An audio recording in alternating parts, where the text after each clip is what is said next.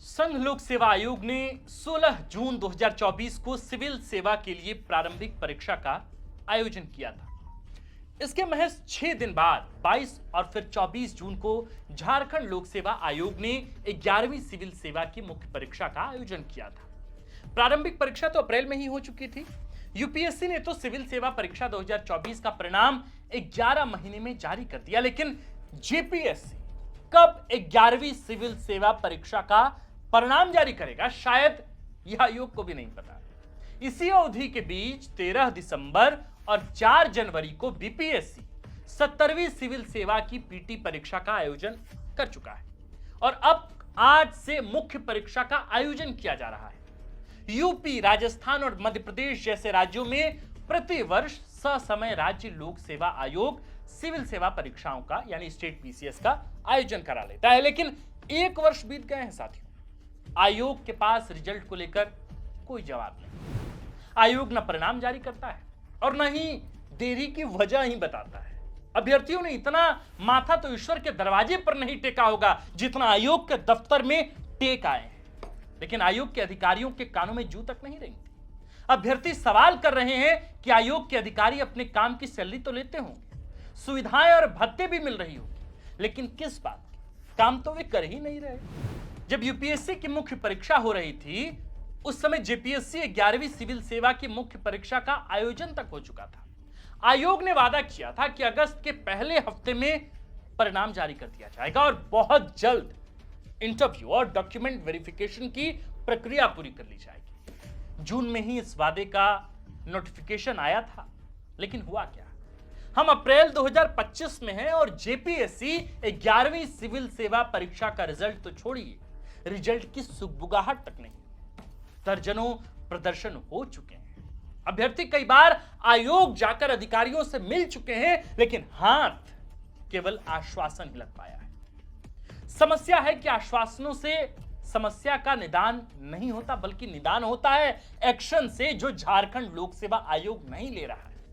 मुश्किलात बढ़ती जा रही हैं। अभ्यर्थियों का आत्मविश्वास तो डिगा ही है। परिवार, दोस्त और रिश्तेदारों के सवाल का झंझावात भी उनकी जिंदगी में जहर घोल रहा है। गौरतलब है कि जून 2024 में आयोग ने अगस्त के पहले हफ्ते में रिजल्ट जारी करने का वादा किया था। निर्धारित समय सीमा बीती तो आयोग ने रिजल्ट की समीक्षा किए जाने का हवाला दिया, जबकि सूत्रों से मिली जानकारी के मुताबिक खबरें तो ये थी कि आयोग की तत्कालीन अध्यक्ष डॉक्टर नीलिमा केरकेट्टा परिणाम जारी करना चाहती थी, लेकिन आयोग के बाकी 3 मेंबर्स रिजल्ट पर दस्तखत करने से इनकार कर रहे थे। क्यों? ये तो वही लोग बता पाएंगे, ये हमारा काम भी नहीं है बताना। इसी रस्साकशी के बीच 22 अगस्त 2024 को डॉक्टर नीलिमा केरकेट्टा सेवानिवृत्त हो गई और रिजल्ट अनिश्चित काल के लिए लटक गया। इस बीच चुनाव आचार संहिता की वजह से नए अध्यक्ष की नियुक्ति नहीं हो पाई। 2 महीने विधानसभा चुनाव में बीते, सरकार का गठन हुआ, मंत्रिमंडल का विस्तार हुआ। जो नहीं हुआ वह ये कि 11वीं सिविल सेवा परीक्षा का परिणाम नहीं आया। अभ्यर्थी एक और महीने के इंतजार में अंतहीन इंतजार की ओर बढ़ चले हैं। रिजल्ट की आस धूमिल पड़ती जा रही है। आयोग की लापरवाही का आलम ऐसा है कि मुख्यमंत्री हेमंत सोरेन का आदेश भी टाल जाते हैं। सीएम हेमंत ने 28 नवंबर 2024 को ही आयोग को निर्देश दिया था कि 1 जनवरी से पहले 11वीं सिविल सेवा सहित जितनी भी नियुक्तियां लंबित हैं उनको अविलंब पूरा कीजिए। तो इस बात को भी 4 महीने बीत गए हैं, लेकिन मजाल है कि आयोग के कानों में जू भी रहेंगी। ना कोई प्रेस कॉन्फ्रेंस, ना ही कोई चिट्ठी। आयोग श्वासन मुद्रा में ऐसा लेटा है कि मानो अब कभी उठेगा ही नहीं। आयोग के पास पहले 8 महीने तो आयोग का चेयरमैन नहीं होने का बहाना था, लेकिन फरवरी 2025 में एल ख्यांग्ते के रूप में एक नई चेयरमैन की ताजपोशी के बाद भी क्या ही बदल गया। पहले तो खबर आई कि चार्ज लेते ही एल ख्यांग्ते 18 दिन की लंबी छुट्टी पर आ गए। छुट्टी से लौटे तो अभ्यर्थियों से कहा कि 5 दिन में रिजल्ट पर ठोस निर्णय लेंगे। वो 5 दिन कभी आए ही नहीं, जैसे कि मुआ आयोग का कैलेंडर ही दूसरा हो जिसमें आयोग वाले 5 दिन कभी नहीं आते।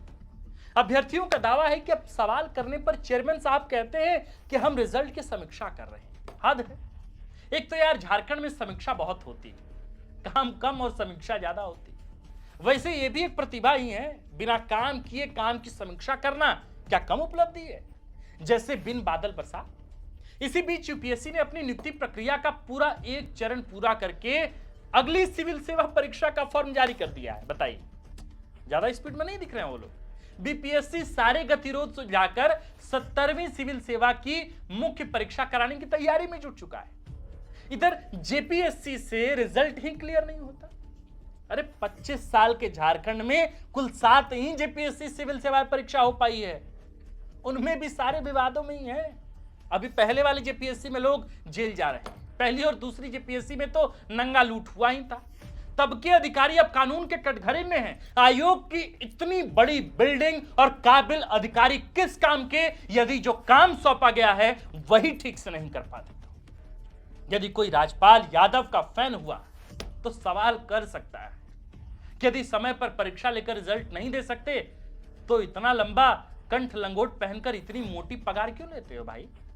अभ्यर्थियों में गुस्सा है लेकिन खुलकर इजहार नहीं कर पाते कि क्या पता गब्बर आ जाएगा।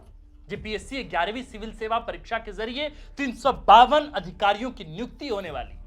6 लाख के करीब अभ्यर्थी पीटी परीक्षा में शामिल हुए थे। 7,000 से कुछ ज्यादा लोग मुख्य परीक्षा में बैठे। इन्हीं में से इंटरव्यू के बाद अधिकारियों का चुनाव होना है। 7,000 अभ्यर्थी उस शुभ दिन का इंतजार कर रहे हैं, लेकिन रिजल्ट है कि आता ही नहीं।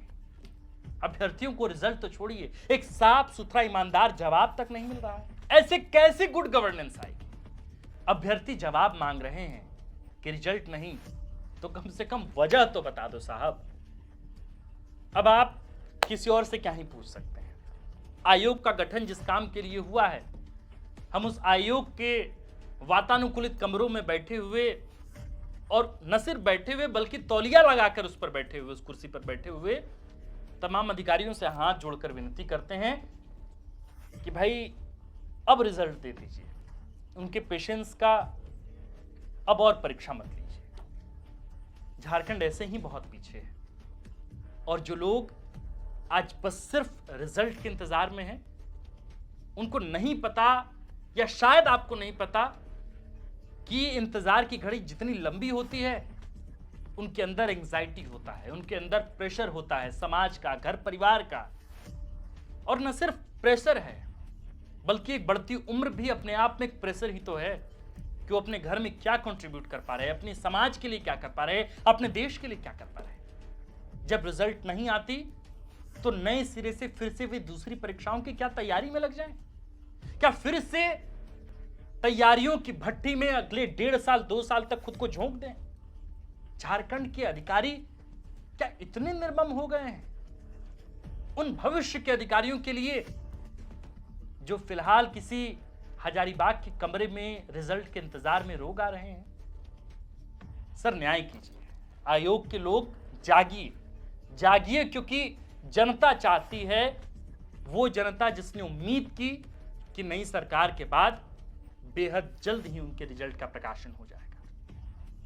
मेरा सवाल सिस्टम से है, व्यवस्था से है, उन अधिकारियों से है जिनके जबान से एक शब्द नहीं निकलता कि आखिर ये प्रतीक्षा की घड़ी कब खत्म होगी। मुझे इंतजार है, और इसके साथ साथ झारखंड के उन तमाम लड़कों लड़कियों को इंतजार है जिनको ये लगता है कि आयोग आज नहीं, कल नहीं, परसों तक, एक दिन में, आधे दिन में, 2 दिन में, 3 दिन में कभी भी रिजल्ट घोषित कर सकता है। लेकिन साहब आप जबान तो खोलिए, बताइए तो कम से कम कि रिजल्ट कब आएगा, वरना इस अंतहीन इंतजार की कहानी का खात्मा, या यूं कहें कि साहब पटाक्षे पैसा होगा कि लड़कों को सड़कों पर आना पड़ेगा, लड़कियों को सड़कों पर आना पड़ेगा, और इसके लिए विवश नहीं करना चाहिए। इस राज्य के लड़के लड़कियों का काम सड़कों पर आकर आंदोलन करना नहीं है। उनका काम आयोग के खिलाफ कैंडल मार्च निकालने का नहीं है। उनका काम पढ़ाई लिखाई करने का है। कम से कम उनको पढ़ने लिखने तो दीजिए, रिजल्ट दीजिए साहब। द फोर्थ पिलर आपसे यही उम्मीद करता है। आयोग के लोग जागिए, बाकी हम भी इसी इंतजार में हैं। मेरे प्रिय सुधी दर्शकों, और इस परीक्षा की रिजल्ट के इंतजार में जो आपने समय लगाया हो, उस समय में आपने इस वीडियो को अगर देखा और आपको लगा हो कि हमने आपके हिस्से की बात की है, तो आप व्हाट्सएप ग्रुप में शेयर कीजिए, इसे ट्विटर पे टैग कीजिए हमें द फोर्थ पिलर को, और बताइए अपनी अपनी कहानियां, ताकि हम एक सीरीज लेकर, रोजगार सीरीज लेकर हाजिर हों, और सुनाएं पूरे देश को, पूरी दुनिया को आपकी कहानी कि कैसे 3,000 रुपए में भी आपका गुजारा राजधानी रांची जैसे शहरों में और हजारीबाग जैसे शहरों में हो रहा है, बस इसलिए क्योंकि आयोग ने आपके रिजल्ट को रोक कर रखा है। बाकी शुक्रिया, आप देख रहे थे द फोर्थ पिलर। हमारा नाम आकाश आनंद है, कैमरे के पीछे हैं मनीष और इस खबर को लिखा है हमारे प्रिय साथी और कंटेंट हेड सुरेश ठाकुर। शुक्रिया।